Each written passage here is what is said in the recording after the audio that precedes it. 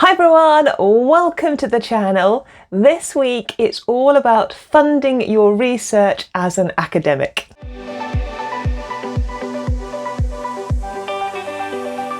If you're new, my name is Caroline. I am a UK university academic, so I teach, research and study physics. One of the lovely comments that popped up was, could we talk more this year about funding our research as academic scholars? And we definitely can.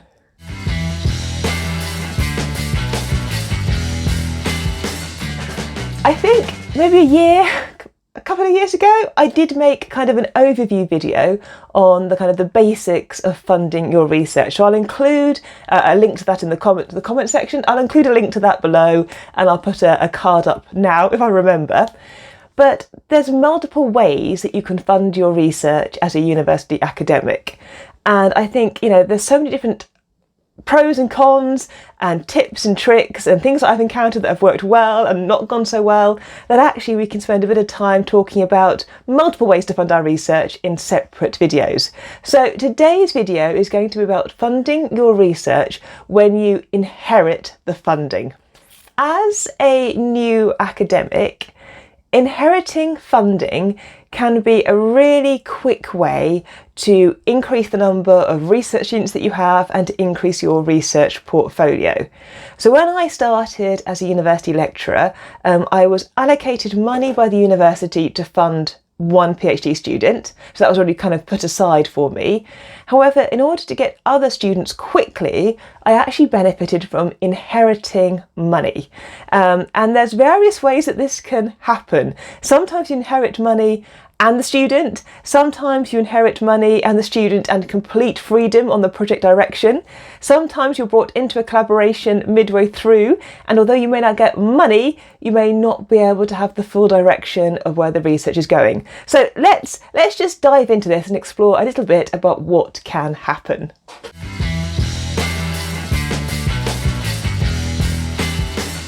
One way that you might inherit some research money to fund research is if a PhD supervisor needs to leave the university.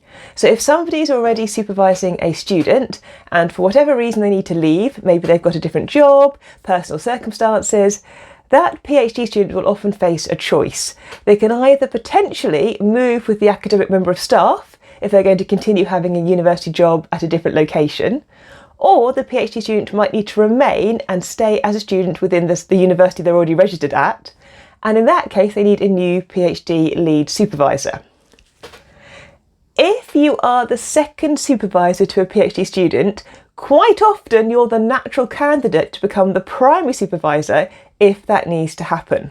And so it has happened to me on a couple of occasions. On one occasion, I was the secondary supervisor to a PhD student. I knew the research very well, but I hadn't set up that particular research project.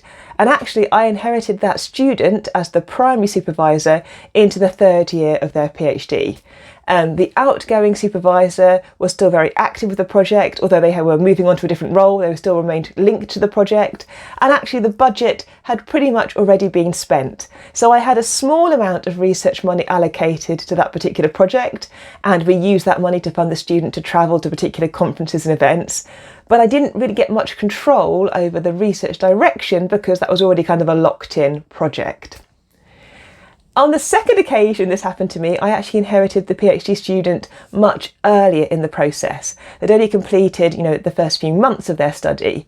And that's a slightly different situation because although the PhD has just started, often the PhD direction hasn't necessarily been finally kind of confirmed, set in stone. There is some research scope and some research freedom. And so that means you inherit the student, you do inherit the particular project idea, and it will vary how much freedom you have to change that research direction depending on what the student wants to do and of course any kind of external sponsors or industry sponsors. But along with that student, you will also then be taking on looking after and helping supervise their associated research funding. And so that student will be funded by a particular way to pay for their stipend maybe, or to pay for their travel or consumables. And so as the new supervisor, you will inherit both the student and the funding. And as I said, you may get more opportunity to control the research direction. So that's the first way, is that you inherit a PhD student midway through their studies because the primary supervisor has left, and therefore you inherit some level of funding and the student.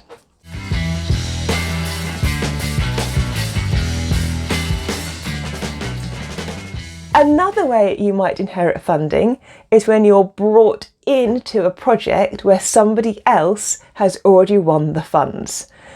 So again, this can be a really useful entry point if you're a new academic. If another lecturer, reader, professor has already secured and won a kind of a research grant application or secured research funding from an industry sponsor, and you are brought onto that project in some kind of supervising capacity, you will then get some access or kind of control, if you like, over the associated research funds. And again, your amount of freedom will depend here on what stage you're being brought into the project. So on the occasions that I've been involved with this, I've typically been brought into the project right at the very start, so before the project has started, or is right on the very kind of cusp of starting, and that means I get as much input as I can into the research direction. And on a couple of occasions I've been brought in as the primary supervisor. So another academic colleague has won the money, but I am being now allocated the money and asked to look after the students and actually take them forward as their primary supervisor, which means then the full research grant awarded funding then actually transfers over to you as the new PI, the new primary investigator for that particular project. So that can be a really exciting and a rapid way to be able to access funds where maybe you haven't had to do all the hard work and the effort yourself to secure the research funding. I've also been brought into projects where I am the secondary supervisor and I'm allocated a small amount of the research budget to help support a particular aspect of that student's kind of output and research direction. So the primary supervisor may have a focus for the research. I have a set of particular interests and kind of specialist skills, and I'm brought in to support the supervisor, the primary supervisor, and to support the student by facilitating them with that particular part of the project, and that might then have an associated research income that I then am able to kind of look after and help allocate with the student.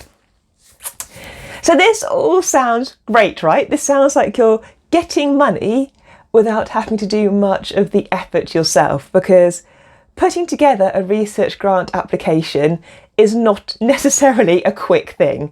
You know, these forms, they're trying, I think, to make them more streamlined, but quite often these forms are long, they have multiple sections, you have to show many elements of your research, your planned outputs, why you're the right person to lead on the research, you know, what the public community will get out of the research, how the results will be shared, how you'll ensure there'll be a good output, how you will link to industry, how you will leverage from your research findings. We could do a whole separate video on putting together a research grant application. But there's a con. If you are just allocated research funding from somebody else who has won that funding, then you as the academic don't necessarily get the benefit and the kind of the recognition, of course, for winning that funding.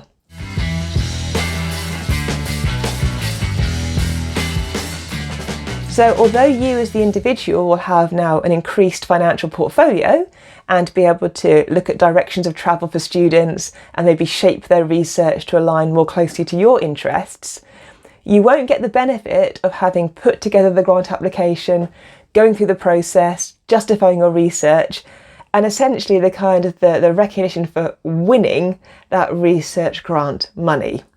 And that might not matter to you. You might not be too bothered about that and go, well, at the end of the day, you've got the money to still do the research. So does it really matter if you personally won it or not?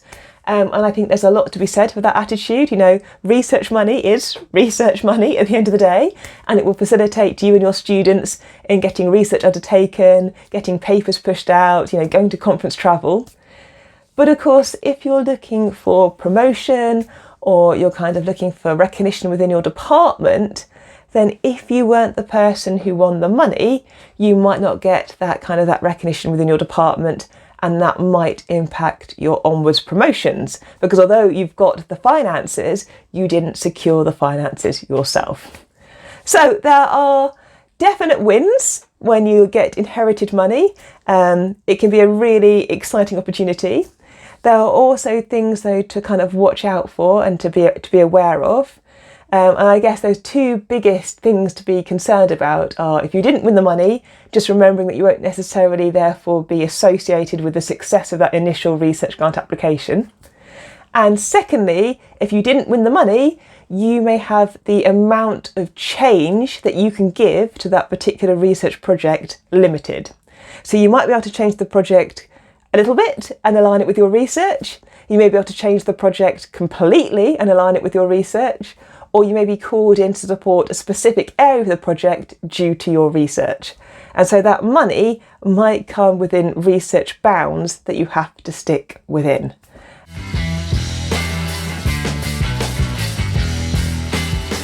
So yeah, let me know, have you inherited money? Have you inherited students? Did it help your research? Did it help you grow your research team? Or did you find it frustrating that you weren't necessarily the person who put together the research grant application? Because something to bear in mind is, as academics, you know, there's only so many student projects we can supervise. And if we are constantly being given or winning projects, if we're constantly being given or getting projects from other academics, as wonderful and as collaborative and as kind as that might seem, it might also limit the ability to go for your own research grant funding because you're so tied up and busy looking after the students that you have inherited. So let me know in the comments, do you like inheriting, or would you rather always win your own research grant money? Yeah, have a good week as always. If you're new around here, please do think about subscribing. It's a completely free channel where we talk all things about university and academia. Do leave me a comment. I do love reading the comments, and as I said, there will probably be more videos later on this year about different aspects of funding our research. But yeah, have a really good week, look after yourselves, and I will see you next Monday. Bye!